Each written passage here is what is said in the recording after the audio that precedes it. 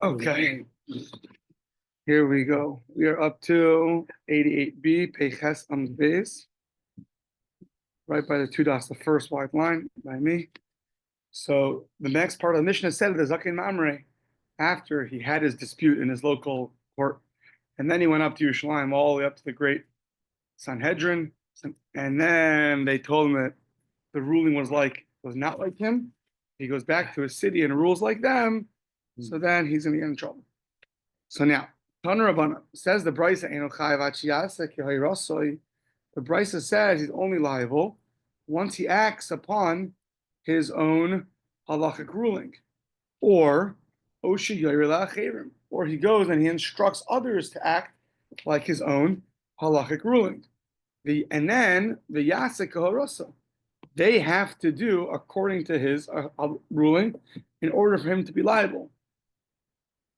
So let's see. So either he has to do like he said, or others have to do as he instructed them to do, erroneously, and therefore, and then he'll be liable for death.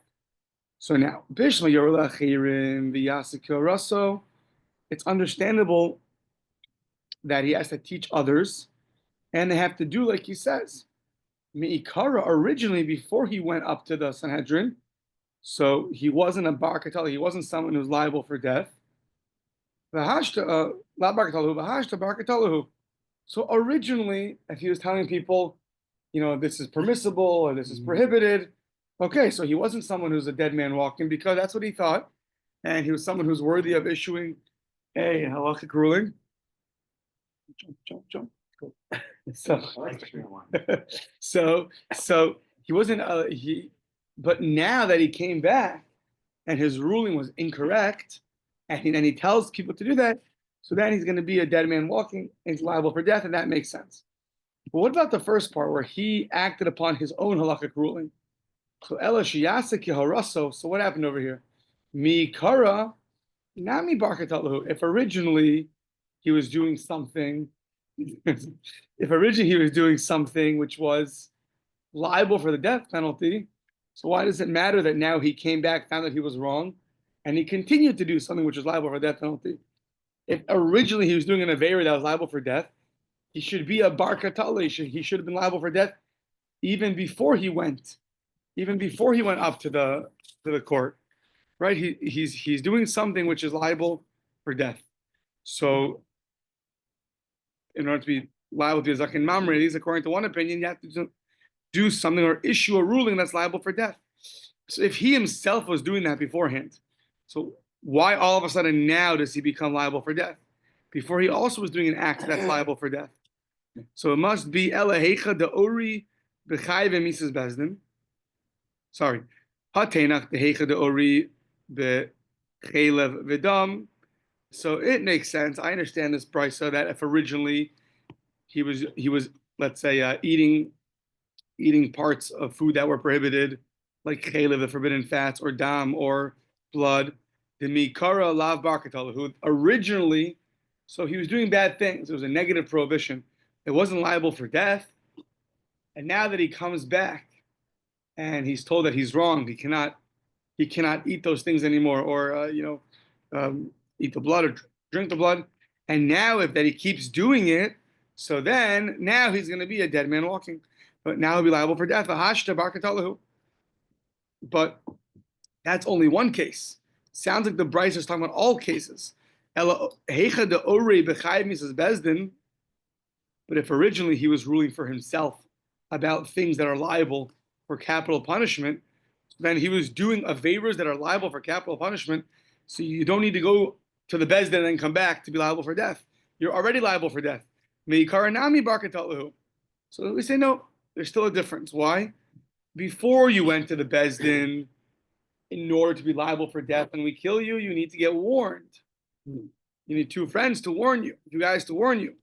Now that you came back from the Sanhedrin and they ruled not like you, they said that is what you're doing now, what you're ruling is an avera that's liable for death. So now that they told him that, so if he continues to do it, he does not need warning anymore. The fact that the Sanhedrin told him you're wrong is enough that if he continues to do as he was doing, that he'll be liable for death. So mikar nani bakatalahu mikar by hasra, hashta lo by hasra. Now he doesn't need hasra. Now that's very good for most cases. But what if he was a mesis? A mesis was convincing other people to do avodah zarah. A mesis, the halacha is he never needs a warning. The pasuk says, don't have any pity on him. That guy killed even without a warning. So if originally he was a mesis, delo by yasra, so Michael and Neymar, what are you going to say about that case? It sounds like the Bryce is talking about all cases. So what's the difference now if you're convincing people to do avodah zarah before you go to the Sanhedrin? It's the funny thing. You imagine going to Sanhedrin and they wonder what your halachic question is, and you tell them, I want to know if it's prohibited to convince people to do avodah zarah. Yes, that is prohibited. So, oh, thank you for telling me, right? So, I didn't know that. Yeah, so originally, if he was doing that, the halacha is he doesn't need a warning. So then, what changes from him before he went up to the Sanhedrin and after? In both cases, he's liable for death penalty. Michael and Meimar, so we say, there's still one difference. Originally, if he himself has a way to acquit himself, to prove his innocence, I didn't know, I thought this, whatever it might be, then we would listen to him and take it into consideration. However, if after he comes back from the Sanhedrin, we don't care what reason he has to justify himself, the Sanhedrin told you you're wrong, and that's it, and you can't go against them. That's right. So now the last little part about a Zaken Mamre, and then we go on to false prophets. Chomer b'divrei sofrim, mi b'divrei Torah. So there is a stringency of divrei sofrim, of either divrei sofrim refers to things that are derived through oral tradition, or it's referring to rabbinic laws. Probably here it's referring to things that are derived through zera shavas, through the different methods of derivation. So they have a stringency over the words of the Torah themselves. What's that stringency? Ha'omer ein tefillin. Someone says there's no tefillin. He starts ruling, telling everybody no tefillin. Yeah, it's ein tefillin k'dei lavro divrei Torah, just to go against the Torah. So then you're going to be not liable. You're patur because Rashi says this is something which go ask anybody. Everyone knows that there's tefillin. It's not such a ruling that gets you to be a zaken mamre. That just like it's like stupidity basically. To say things that aren't true, that are obviously true, is not something which is going to render you a zaken mamre.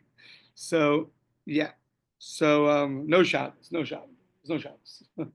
You can go ask a first grader, tell you that there is Shabbos. However, if you do the following, if you say chamesh totafos, you say that there's actually five compartments instead of four. Lahosif al divrei sofrim, and then you're chayiv. Even though we learn out from the word totafos that there's actually four compartments. So if you come to add on that, so that's something which you will be liable to be a zaken mamre if you go through the whole process.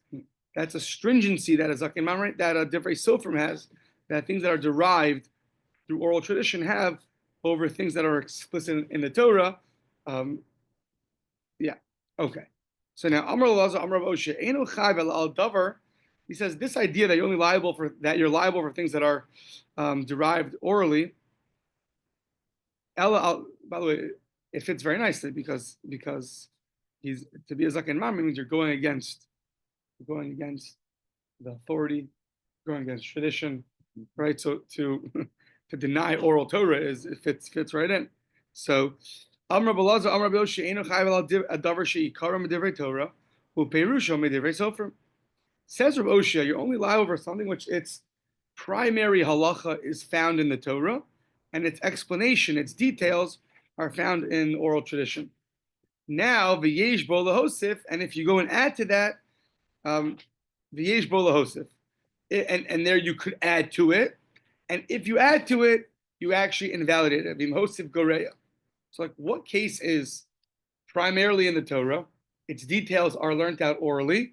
It has an ability to add to it, and when you add to it, you actually invalidate it. So, what case is that?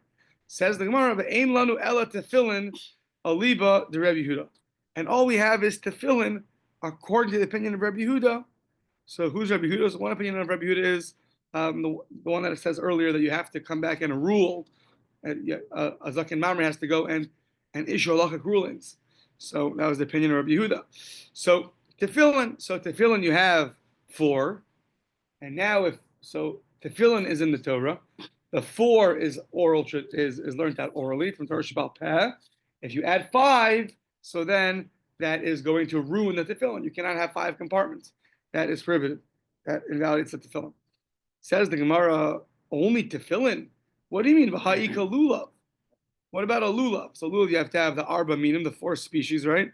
However, ikaro medivrei Torah, its primary law is in the Torah.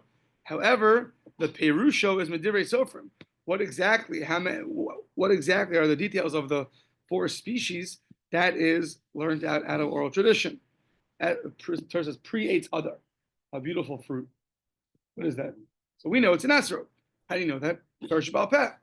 Either it's Torah Shabbal Peh that Hashem taught Moshe orally, or it's Torah Shabbal Peh that was learned out of the 13 ways of derivation. But either way, so now if you want to be add to that, Yesh Bala Hosif, if you add a 4th one to that bunch, a 5th one to that bunch, so that invalidates the whole bunch. So why is it only tefillin? Why not lulav? So it says the Gemara, hold on. Belulav my svirlan. So there's 2 opinions. We know that we tie the lulav together, right? We tie the lulav with the hadas and aravos together, 3 out of the 4. However, that's 2 opinions. Do you have to tie them together? They have to be one bunch, or they could be separate. So now, says the Gemara, my svirlan. What do you hold? Svirlan the lulav ain tzarich eged. The lulav doesn't really need to be tied together. You can just hold them together. You don't have to tie it together. So then, adding a 5th one, what'd you do? They're all just separate on the table. Lulav, aravim, aravos, hadassim, and whatever you want. I don't know, a branch. You chose a random branch. So you didn't do anything because anyways, they don't have to be together in a bunch. You just put it next to it. It's on its own, and it's on its own. You didn't invalidate it. So the Svirlan, the Tzarich Eged, but if you hold it has to be bunched together, so then from the onset it's invalid. So when if you tie it together with a 5th species, so that's not called a lulav anymore. That's not called your arba minim, because that's invalid. So what's something which is valid, and then when you add one, it becomes invalid. This one, either it's always going to be kosher, or it's always going to be invalid. We're looking for something which is valid, and then when you add, it becomes invalid. So and now we're saying it's only tefillin. We'll see why tefillin in a second. So v'ha'ika tzitzis. What about tzitzis? Tzitzis, the karma divrei Torah, the primary mitzvah is in the Torah. Upeirusha, but the interpretation of it that you have to have, for instance, 4 strings, right? We count on tzitzis 8 strings, but it's really 4 that are doubled over. So 4 strings. Where does that come from? So that is from Torah Shabbal Peh. It says Gdil is 2 and Gdilim is 4. So the Gemara learns out that it means 4. So now, what if you add a 5th string to one of your tzitzis? So v'yesh bola host, if you can add. Being host of Gerea, but if you add a 5th one, then you've invalidated the mitzvah. It has to be 4. It can't be 5. So it says the Gemara, so how do you hold by tzitzis? So simply understood, we know that to tie the tzitzis to our garment, you tie a knot, a kesher, right? So that kesher is called here the kesher elyon.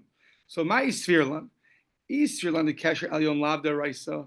If you hold that to tie that together and really tie it together, not just attach it loosely or have it hanging, you have to tie a knot and to tie the garment and the strands together. If you hold that's lav deraisa. So once again, adding a 5th one, there's no need to tie 4 to the garment. You have to have 4. So if you would add a 5th, so it just each strand is each thing is on its own, and the 5th one is not going to invalidate it. Just like having another thing over there, that's not going to invalidate it. If you have to tie it together, and you tie 5 instead of 4, so then that's not tzitzis. That's 5. That's not tzitzis. So the East Sphere law and the Cash Ayon Deraisa, Jared, we're 89A. So first line, if you hold Kesher Elyon is deraisa, so then if it's biblical, so then Garuva Omedu. So then it's not titus. So what's a case where you have something and the addition of something else is going to invalidate it? So says the Gemara, hold on, this is too good. Ihachi tefillin nami. Say the same thing by tefillin. I avid arba bate. If you have 4 compartments and you add a 5th, so then you could say, listen, this 4 is a tefillin, the 5th is something else.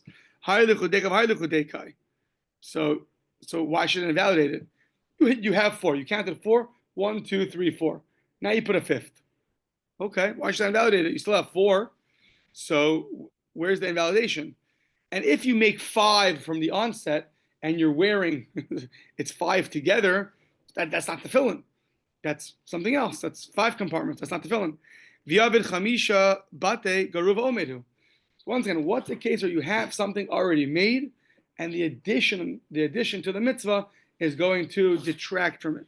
So says the Gemara, Amar B'zeira, not 100% clear on this detail. Bayis chitzon she'ena roa es avir pasol. It sounds like in the 4 compartments you have on your tefillin shel rosh.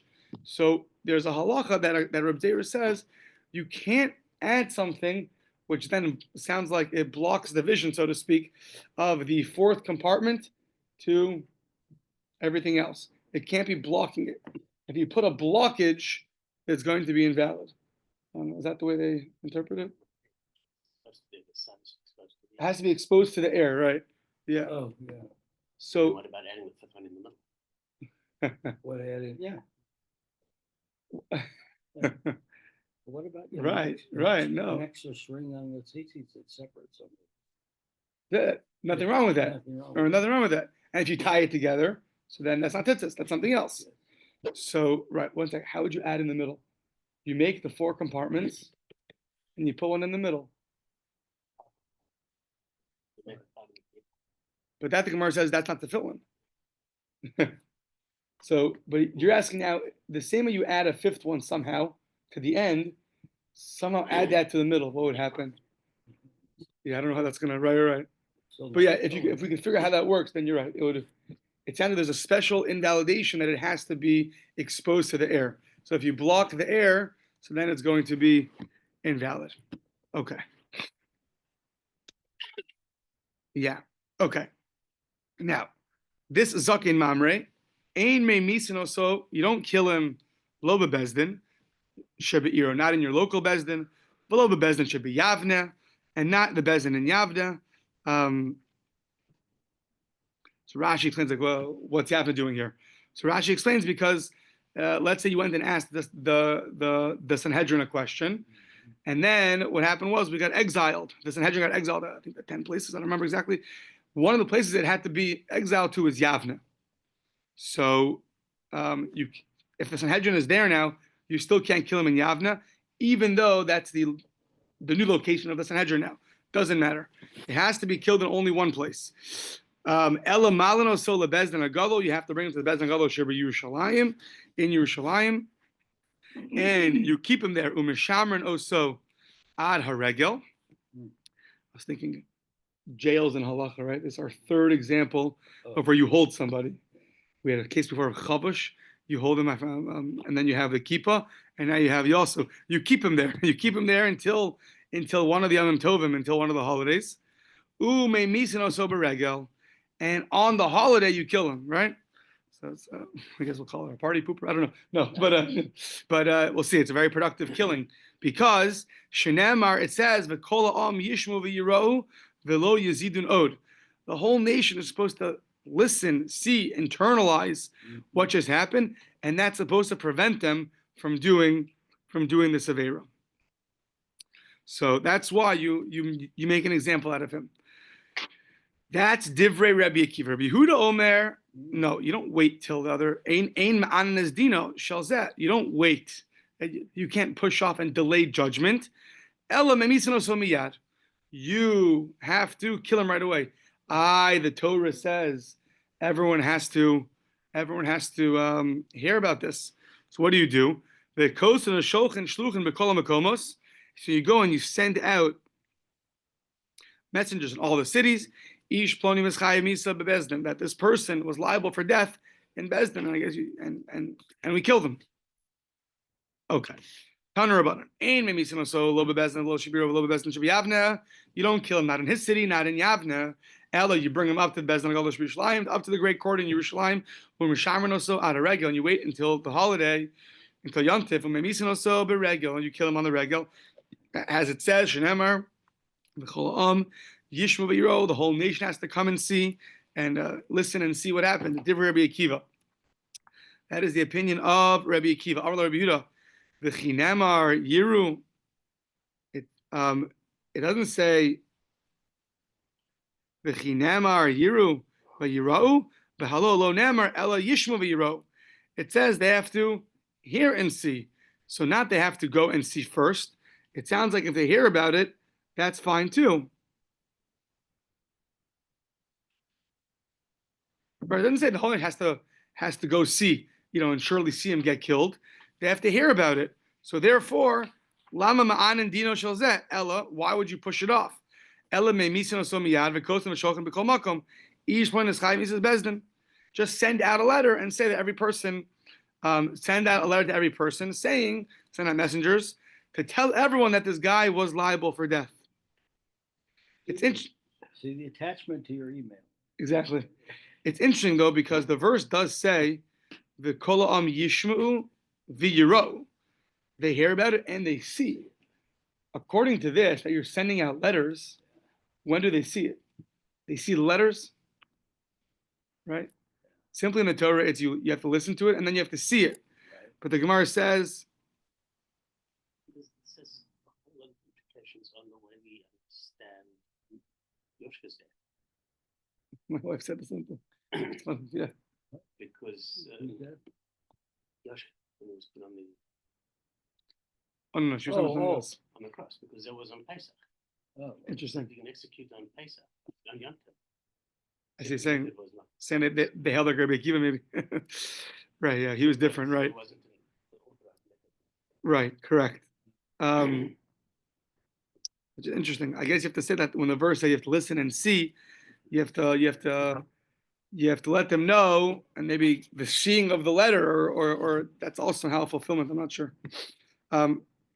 So two opinions. You have to either wait till Yontif, or you could just send out the messengers. Okay. Oh, sorry, I think the Gemara is going to ask the question. So,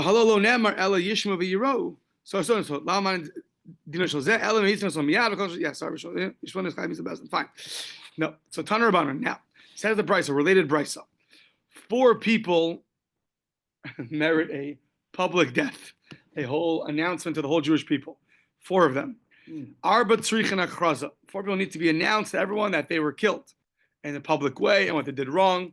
Hamesis is one, the one who convinced other people to do avodah zarah, or at least he tries to.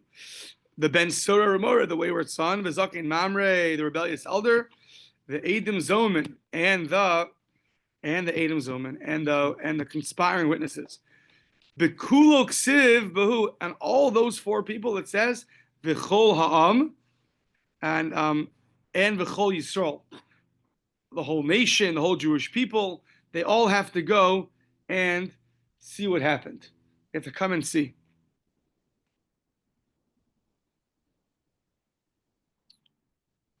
That's what it is. Sorry. Before, when they send out messengers, that this person is liable for death. So now the people can come and see. They're all going to come and see his death. That's what it means. You should come, let them know about it, and then they can come see it. But you don't have to wait until everyone's there ready. They can come now, wherever, in the middle of Adar, to go see. So, yeah. Okay, except for by Eidim Zomen Ksiv, the Hanisharim. It says the leftover ones, the remnants. It doesn't say the whole nation should come and see. Why? Because by the other 3, by the elder and the wayward son and the one who convinces people to do avodah zarah, the Mesis, those are all things that everyone could potentially fall into that trap. Everyone could be someone who convinced other people to do avodah zarah. So make sure you go and watch what happens to such a terrible person. Everyone could be a zaken mamre. It could be someone who is can issue halachic rulings. And however, when it comes to Edom Zomin v'anisharim, delo kuli alma chazu l'sadusa. Not everybody are people that are liable to bear witness. Plenty of people are invalid to be witnesses, right? Children are children, or robbers. They're all Rashi says that they're robbers. People lend with interest. That's the whole mission we had a long time ago. All the people that are invalid for testimony.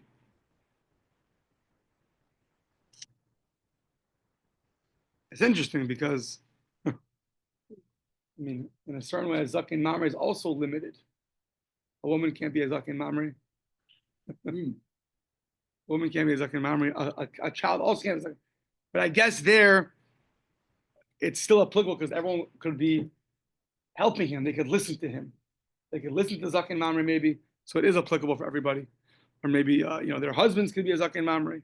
Okay, fine. So now, off to false prophets.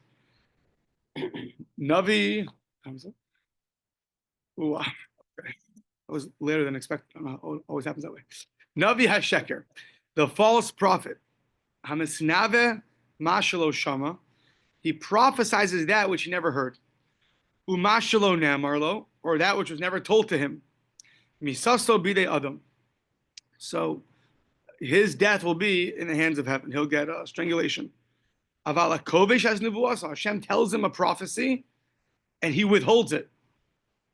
That's one. Or Bahamavatr al Divrei Navi. Someone who just refuses to listen to the Navi. That's nothing. So, or the Navi Sha'avar al Divrei Atzmo. A Navi goes against his own prophecy. That's Misaso Bidei Shemayim. That's going to be death in the hands of heaven. Shnemar Anochi Adrosh Mi'amo. Hashem says, I will go and seek him out from amongst the nation, meaning Hashem will kill him. Hamisnabe b'shem avodas kochavim, one who prophesizes in the name of an avodah zara, and he says, "Va'omer kach omer avodas kochavim afi." So he says, "This is what the idol said to me." Even if he's right, doesn't matter. Afilu kivin es halacha. Very smart idol says that which is impure is really impure. It's right. Halacha l'tam is. You're not sure is this object pure or impure, and the guy comes and says, in the name of in the name of whatever God, that's going to be tamei. Let's say he's right, doesn't matter. Uletar satar, or he purifies the pure, doesn't matter. So he's going to be killed. Habal ish, one who has relations with a married woman. So now we know that there's two stages of marriage. So if she enters the second stage of marriage, she enters into his domain. Linisuin, so she goes into nisuin. Afal pi shelo nivala, even if she never had relations with him yet, but still, once she's entered the second stage of marriage, so whatever chuppah means, whether chuppah means go under a canopy, or whether chuppah means go into the yichud room, or whether chuppah means some say does the bedekin, puts the veil over her, or whether chuppah means he goes home with her. Either way, those are all things to bring her into his domain. But if he never had relations with her, that's still considered the second stage of marriage, and therefore a person will get killed with strangulation. They will get strangulated. So v'zomei bas kohen, this we had already many times. So a bas kohen gets streifa, and her husband does not get streifa. So the one who has relations with her gets a strangulation. Only she gets streifa. Special rule by her. So now let's say two witnesses come and they say this bas kohen who's married had, or single, to different opinions, had relations with Reuven, or Reuven had relations with her. So he had relations with a married woman who happens to be the daughter of a Kohen. And now the witnesses are found to be false witnesses, conspiring witnesses. So the rule is you always get what you try to give. However, in this case, it's only the Bas Kohen that gets Sreifa, gets burnt. Her husband and the conspiring witnesses are going to get strangulation. Shekol hamuzman makdim lo samisa. Everyone who's found to be a conspiring witness, he gets killed with that which he tried to give. Misa chutz, except for one case. Mizome bas kohen ubola, except for the case where they conspire against the bas kohen and the ones that share relations with. There, the Torah tells us there's a specific passage that says only the Bas Kohen gets sreifa and no one else gets sreifa, no one else gets burnt, and if her husband and the conspiring witnesses will get strangulation. Okay. Tana Rabbanan. Tana Rabbanan, Shloshim Misasim B'dei Adam, V'Shloshim Misasim B'dei Shemayim. 3 deaths in the hands of man and 3 deaths in the hands of heaven. Hamasnava Mashlo Shama, someone who prophesies that which he didn't hear. Umashlo Nemor, or he prophesies that which no one ever told him. Or Hamasnava B'Shem Avodas Kochavim, or you prophesize in the name of Avodah Zara, Misasan B'dei Adam. That will be death in the hands of man.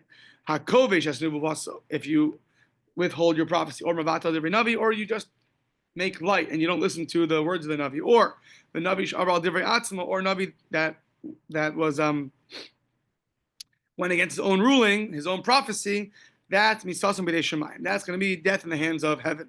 Okay, Minan Emili, how do I know that this is true? How do I know that this is true? So what's the source of this? Minan Emili, Amar Rav Yom Rav, Damar Kra, Ach Hanavi Asher Yazid, says the verse in Devarim, Ach Hanavi Asher Yazid L'daber Davar B'Shmi, Eis Asher Lo Tzivisiv, that which I didn't command him L'daber, or V'Asher Yadaber B'Shem Elokim Achirim, U'Meis Hanaviyahu. So Ach Hanavi Asher Yazid L'daber Davar B'Shmi, what's that referring to? Zeh HaMisnaba Mashalo Shama. That's referring to a Navi who prophesizes things which he didn't hear. V'Asher Lo Tzivisiv, but halachaver tzivisiv. So I never commanded him, but maybe someone else told him. So that's someone who prophesizes that which was never told to him. So with that which Hashem never told him, that which he says the names of Elohim Achim, other gods. That's someone who prophesies in the name of idol worship. Of an idol. So, and it says at the end, that Navi will be killed, and the word mace killed is very vague, but the rule is anytime it just says the word mace in the Torah, so the status quo definition is stam the Torah stam eino elachenik, it's referring to strangulation. So that's the first 3. The second group of someone who withholds the prophecy goes against the Navi, or the Navi goes against himself, that Hashem will take care of. How do I know? The Siv, Va'isha Sher Lo Yishma. So Karibe Lo Yashmiya, the Karibe Lo Yishma. You can read it either the person that never heard, or the person that is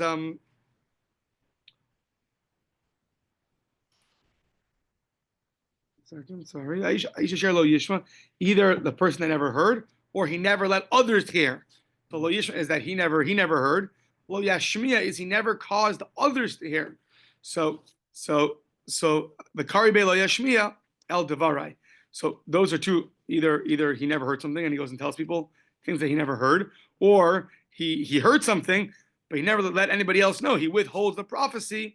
So it says there, V'ksiv Anochi Edrosh Me'amo B'dei Shemayim, that a person is going to be killed in the hands of heaven.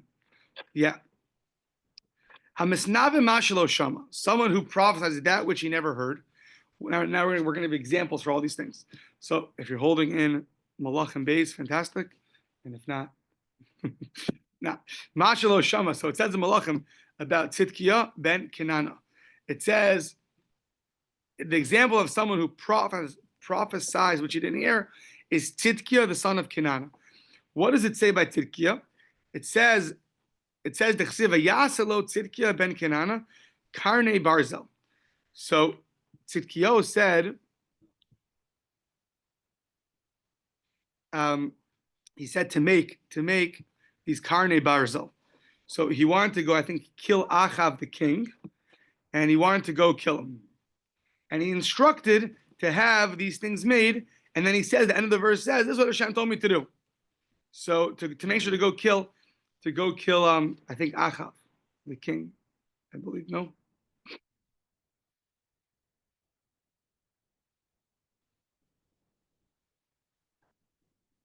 Aram, right?